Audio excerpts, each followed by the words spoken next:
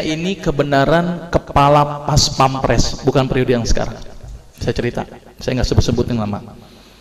Kepala pas pampres beberapa periode yang lalu datang ke saya, dok, saya ini sakit darah tinggi dok, tensi saya normal sekarang, tapi saya harus minum obat seumur hidup dok. Obatnya kaptopril.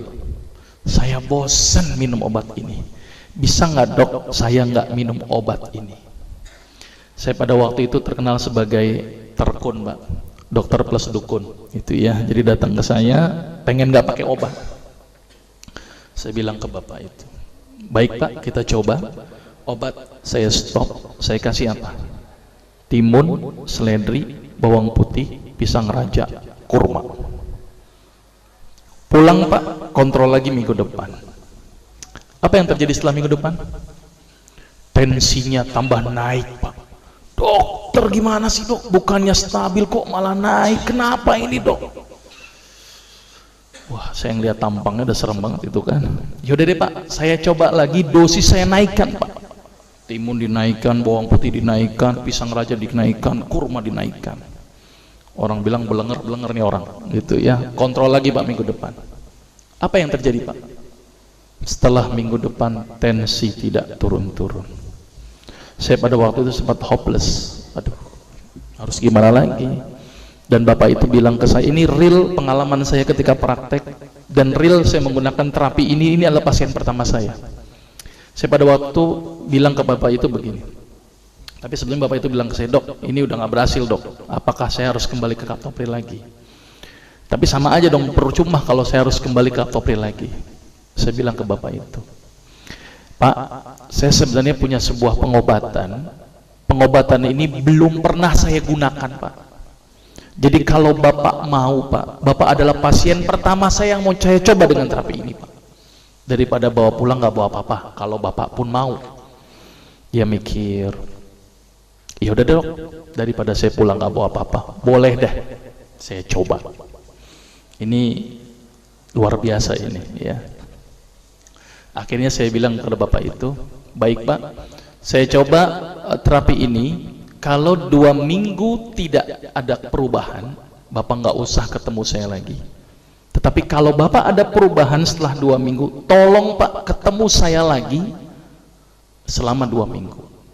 Tapi kalau tidak ada perubahan Pak, bapak nggak usah ketemu saya lagi, berarti saya gagal.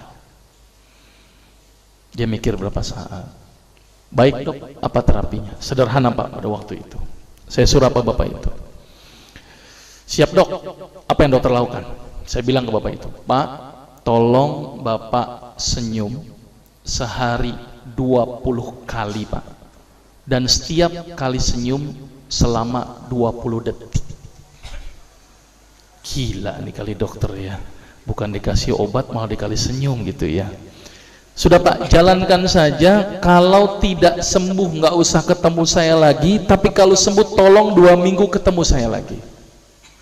Dia mikir, baik dok, tapi bagaimana kalau saya tidak bisa senyum? Ya udah Pak, ngelihat kaca senyum sendiri, saya suruh begitu. Ini jujur saja, ini kasus pertama saya dan saya waktu itu nekat saja karena saya sudah hopeless, harus bagaimana lagi kan, daripada dia tidak mau kembali ke kaptopril. Akhirnya di luar perkiraan saya Pak. Ternyata bapak yang kepala pas pampres itu datang ke saya lagi pada waktu 2 minggu kemudian sambil senyum-senyum. Berarti kesimpulannya Pak, sembuh Pak. Kenapa kok bisa sembuh? Ini yang pertanyaan cukup mendasar. Kenapa kok senyum bisa sembuh? Sampai-sampai itu ajudannya bingung sama saya. Dokter, itu bapak diapain dok? Biasanya kalau upacara marah-marah, sekarang senyum-senyum. Baca koran, senyum-senyum. Bengong sedikit, senyum-senyum. Saya bilang memang target terapinya begitu, harus 20 kali sehari. Ternyata penelitian menunjukkan orang yang senyum sebanyak 20 kali sehari dengan durasi 20 detik setiap senyumnya, maka otak akan mengeluarkan sejenis zat yang namanya beta endorfin. Apa itu beta endorfin? Beta endogenous morfin atau morfin yang dihasilkan alami oleh tubuh. Maka itu kalau orang yang biasa makan morfin, biasanya tubuhnya tidak bisa memproduksi morfin lagi. Jadi kalau orang yang banyak senyum Pak, ternyata morfinnya semakin banyak. Dan ternyata fungsi beta endorfin itu adalah melebarkan pembuluh darah. Maka itu orang yang rajin senyum itu adalah pembuluh darahnya lebar dan tercegah dari penyakit hipertensi. Tapi penelitian menunjukkan harus berapa kali tadi? 20 kali sehari. 19 kali aja nggak ngefek Pak, gitu ya. Dan tidak boleh dirapel.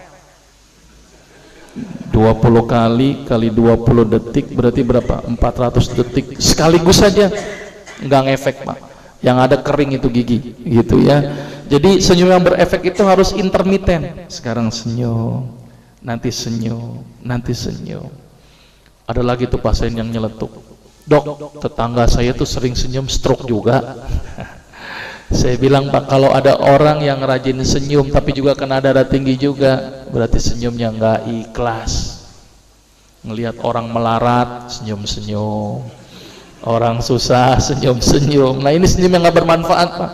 Jadi senyum yang berefek itu adalah senyum yang dihasilkan dari hati yang datangnya ikhlas karena Allah Pak, bukan karena siapapun. Ya, jadi mulai sekarang harus berapa kali tadi? 20 kali penelitiannya. Karena senyum 20 kali akan mengeluarkan sejenis zat di dalam tubuh yang fungsinya melebarkan pembuluh darah. Maka itu orang-orang yang sakit darah tinggi, protap pertama saya apa? Senyum. Orang yang sakit jantung, senyum. Orang yang sakit stroke, senyum dulu. Kalau dia nggak bisa senyum Pak, berarti gagal pengobatannya.